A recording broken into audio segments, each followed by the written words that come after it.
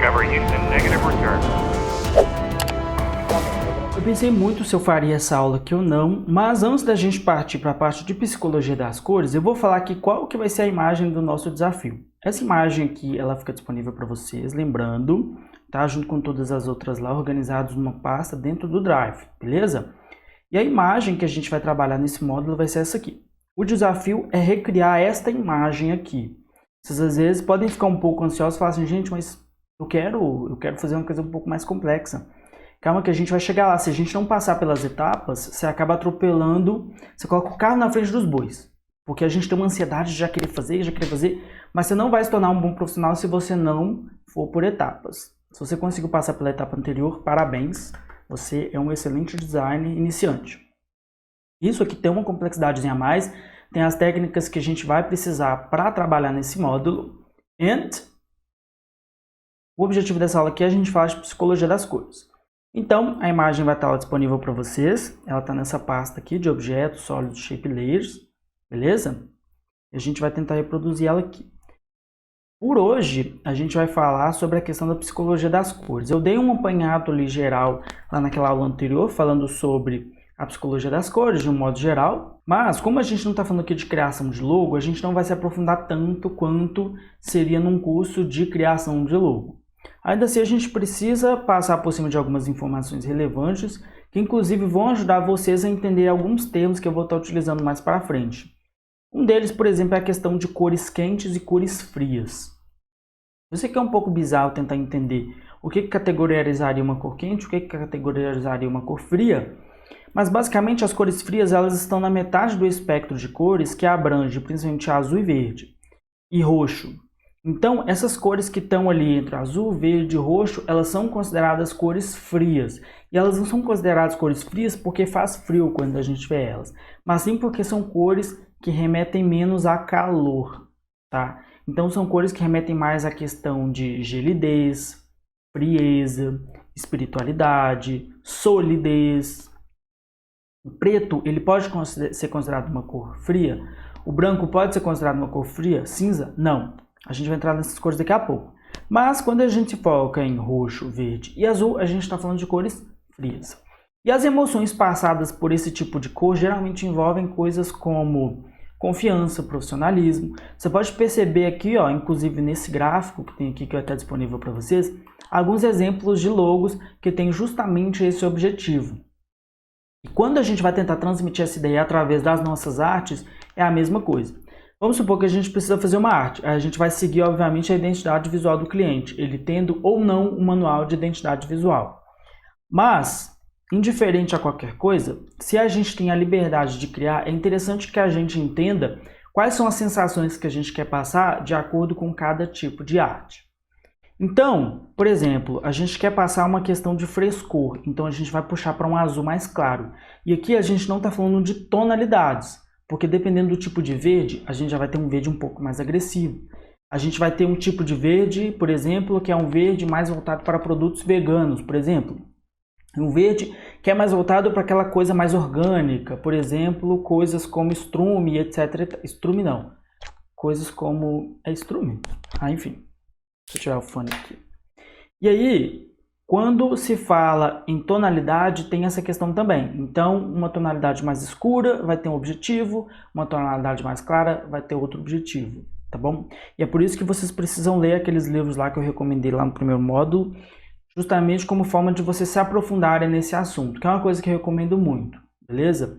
Mas para o nosso tipo de trabalho, a gente não vai precisar tanto assim, mas isso não significa que você não vá precisar estudar a psicologia das cores, os conceitos do design.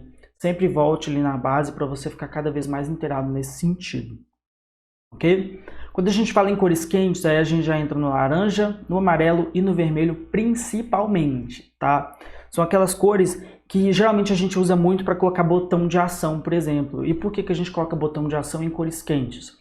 Porque chama mais a atenção das pessoas. A gente vai ter um curso ali especial falando sobre a criação de landing pages, que vocês vão entender o porquê que geralmente eu utilizo essas cores, mas não necessariamente eu utilizo sempre essas cores. Tem os seus motivos ali, mas em geral essas cores elas remetem a coisas como agressividade, dinamismo, coisas como chamando a atenção da pessoa, tá? Existe, obviamente, uma questão da psicologia ligada ao verde que diz o seguinte: o verde está ligado a possibilidades, ele está ligado a sinal verde. Lembra lá no trânsito que a gente tem a hierarquia das cores, vermelho, amarelo e verde? E o porquê que o verde está sempre na posição inferior? Porque ele tem a ver com a questão de siga em frente, continue. Enquanto que o amarelo tem a ver ligado com a questão de atenção, presta atenção. Vermelho já está ligado com a questão de proibição. Espera aí, calma. Então são as diversas possibilidades que a gente tem no uso ali das cores, tá? E toda a psicologia das cores está em volta disso aí. Então, estudem, se aprofundem, porque o objetivo do curso não é esse. Eu só iria ficar enchendo linguiça aqui, enquanto que vocês às vezes querem uma coisa um pouco mais prática. Querendo ou não, a gente vai passar por isso aqui, mas ainda assim o foco aqui é sempre a prática, ok? Beleza, agora a gente vai falar aqui das cores neutras. E por que elas são consideradas cores neutras? Porque elas não são afetadas da mesma forma como as outras cores. Inclusive lá nos programas, foi uma coisa que a gente passou em algum dos módulos atrás, que quando a gente chega nas cores branco e preto, quando a gente tenta fazer modos de mesclagem em cima delas, os modos de mesclagem não funcionam da mesma forma que nas cores convencionais. Isso porque são cores neutras. Elas são cores que estão na intermediação entre as outras cores. O branco, ele é a junção de todas as cores, tá? Enquanto que o preto é a ausência total de todas as cores. Quando a gente fala em impressão, isso fica um pouco mais claro, porque você tem os tons de preto, você tem os tons de ciano, magenta e amarelo. E aí essas quatro cores, juntas, elas formam todas as outras cores. Elas seriam as cores primárias iniciais. Enquanto que o branco é a ausência de cor. Se não tem branco, não tem nada. Geralmente é assim que funciona. Beleza? O cinza, ele tem as escalas que ele vai do branco total até o preto total. O cinza nada mais é do que você ter uma função, né, uma cor preta, e você ir tirando tonalidades dela até você chegar no branco. Então o cinza, quanto mais claro, mais próximo de branco. Quanto mais escuro, mais próximo de preto. Então o cinza é uma cor que na verdade ela não existe. Da mesma forma acontece com o rosa. O rosa ele é uma cor residual proveniente ali da diferença entre o magenta e o amarelo. Não sei se é entre o magenta e o amarelo, se é entre o magenta e o azul. É entre o magenta e o azul. Então o rosa ele fica no meio do caminho ali. É uma cor muito bonita, muito chamativa, muito utilizada principalmente em questões como docerias e ligados a produtos infantis, produtos voltados à moda feminina principalmente, né?